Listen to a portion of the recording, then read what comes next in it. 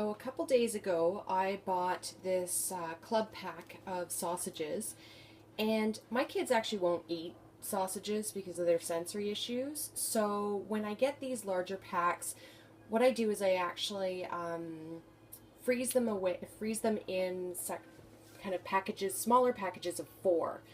And all that I do then is I just open this package and I use a smaller Ziploc bag, take a Sharpie, write down, uncooked sausages and the date, and put the sausages in there and then put them in the freezer. So let me show you how I do it. So I've written on each of these Ziploc bags. Actually, you can't really see that very well. See. I've written uncooked sausages and today's date, although I'm uploading this a little bit later.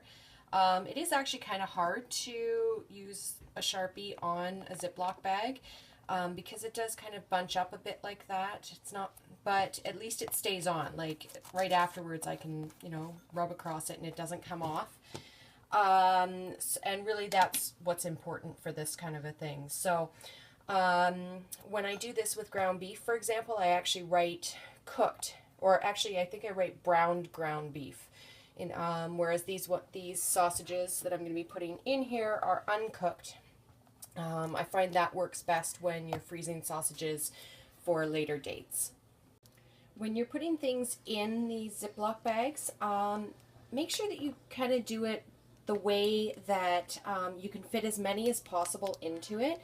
I found if you lay them down on the flatter side, you can only actually fit 3, whether it goes up like this or across.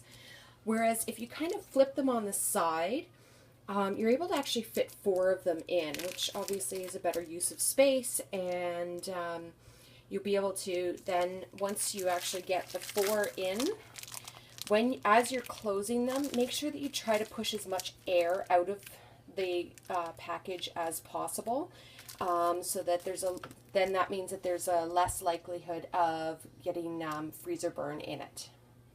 And the last part that I do for this is I've actually put the 2 smaller Ziploc bags of the sausages, sorry with the glare there, it's kind of hard to see, inside a larger Ziploc bag, and this is actually a freezer Ziploc bag.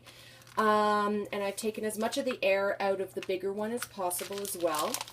And now I'm just going to flip it over, and when I put it in the freezer, I'm going to lay it flat like that, so that then these actually freeze relatively flat as well, and it just makes it a lot easier when you're trying to fit as much stuff as possible in your freezer. Watched my freezer organizing video. You will know that normally I actually stack all of our pizza boxes down below like these ones here are.